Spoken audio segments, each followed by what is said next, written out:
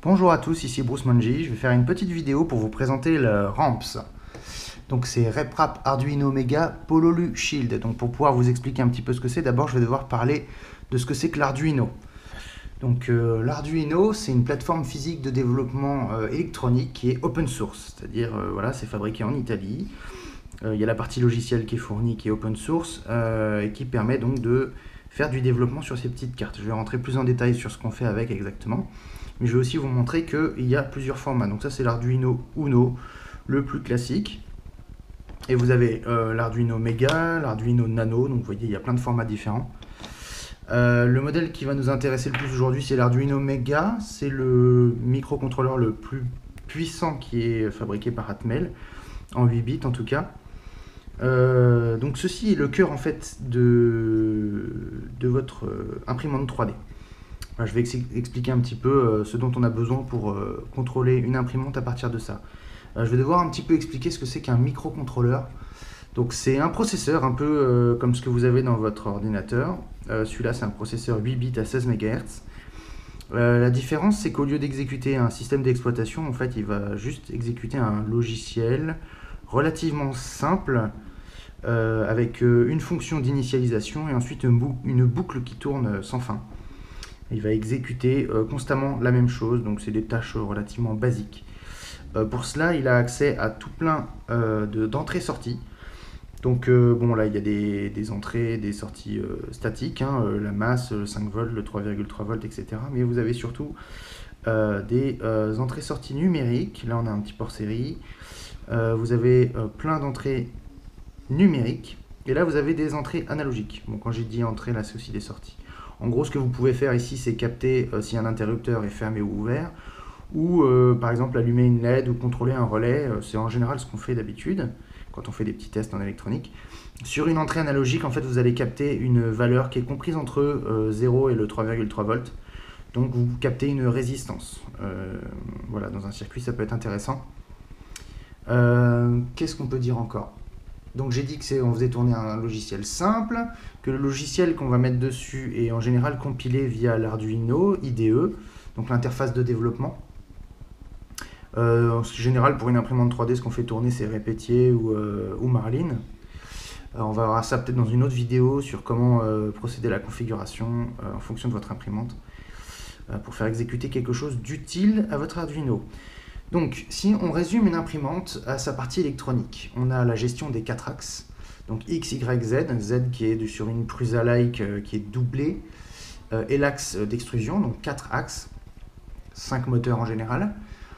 Il nous faut de quoi chauffer une buse, contrôler sa température. Donc pour ça, il nous faut une grosse résistance. Pour pouvoir balancer des gros courants, on ne peut pas utiliser l'Arduino hein, qui peut, via ses sorties, envoyer des tout petits courants. Donc on utilise des MOSFET pour contrôler des grosses tensions ou des relais. Donc j'ai parlé de la chauffe de la buse. Pour vérifier, pour contrôler, pour asservir la température de la buse ou du bed, il faut contrôler la température et ça se fait via une thermistance. C'est une résistance dont la valeur varie en fonction de la température. Ça peut être linéaire, ça peut être via une table plus compliquée, mais l'Arduino en est tout à fait capable. Donc pour cela, pour les entrées de température, on va utiliser les entrées analogiques. Comme je vous ai dit, on mesure une résistance, c'est exactement ce qu'on souhaite faire. Donc l'Arduino va pouvoir être au courant, si je puis me permettre, de la température de l'élément pour le chauffer ou pas, sachant qu'on va lui donner une cible. Par exemple, on va lui dire chauffe la buse à 200 degrés. Il va envoyer du courant, en général c'est du 12 volts. Il va envoyer du courant et quand il atteindra la cible, il arrêtera de chauffer. La température va baisser progressivement par dissipation. Et quand en fonction du réglage de Marlin, il va remettre du jus quand il faudra pour toujours atteindre la température cible. Donc, j'ai parlé des éléments de chauffe, pardon. Donc, le bed, la buse. Il faut qu'on puisse contrôler des ventilateurs éventuellement, ce qui est tout à fait possible toujours via des MOSFET ou des relais, via les sorties numériques. Il nous faut des switches de fin de course, donc ça, typiquement, ce sont des interrupteurs. Donc, entre 0 et 1, on va pouvoir utiliser les entrées numériques ou analogiques au choix. Je ne suis pas sûr que ce soit très utile d'utiliser les analogiques. Pour contrôler l'imprimante, il va nous falloir un écran. Donc ça c'est l'écran relativement basique, 128, c'est des pixels de 128 colonne sur 64 lignes qui permet d'afficher quelque chose d'assez correct, avec le lecteur de carte qui est juste derrière. Donc j'ai parlé de l'écran de la carte SD. Sur l'Arduino, on a directement un port USB qui va permettre de programmer le microcontrôleur, mais aussi de simuler un port série. Donc c'est pour ça que quand vous connectez votre imprimante à votre PC, vous devez sélectionner un port COM. C'est un héritage du passé, on va dire. Donc il y a quelque chose d'assez important qu'on doit faire, c'est gérer les moteurs pas à pas. Donc les moteurs pas à pas ont besoin de tensions assez importantes. Les informations dont ils ont besoin, c'est savoir si ils sont alimentés, dans quel sens ils vont devoir tourner et le nombre de pas à effectuer. Donc pour cela, on utilise des circuits intégrés qui sont montés sur des modules. Alors ce type de module est apparemment appelé Pololu. C'est un format standard, donc qui peut être utilisé par plusieurs circuits intégrés. Donc je vais parler rapidement de ces 3 modèles que j'ai dans les mains parce que ce sont les plus communs. Les moins chers, ce sont les Allegro 48,99, non c'est 40, je sais plus, 49,88, c'est écrit dessus mais c'est vraiment écrit tout petit. Donc qu'est-ce qu'on a sur toutes ces petites pins là? Donc le moteur lui est connecté via 4 fils, donc on a un A, un B, 2A, 2B, donc ces 4 fils là sont utilisés pour ça. Ground VCC, donc ça c'est l'alimentation en 12 volts pour le contrôleur. Ground VMOT, autant pour moi, donc ça c'est l'alimentation du moteur est en bas là. Donc on a le pin Enable dont j'ai parlé tout à l'heure, on a 3 pins de configuration, on a direction, step, ça j'en ai parlé. Alors j'avoue que ces deux là je les connais pas, il va falloir que je révise un petit peu. Mais en gros, voilà, en gros il faut qu'on connecte notre Arduino à ces pilotes de moteur pas à pas qui vont nécessiter des grosses tensions. J'ai parlé tout à l'heure de MOSFET pour alimenter en courant fort les éléments chauffants.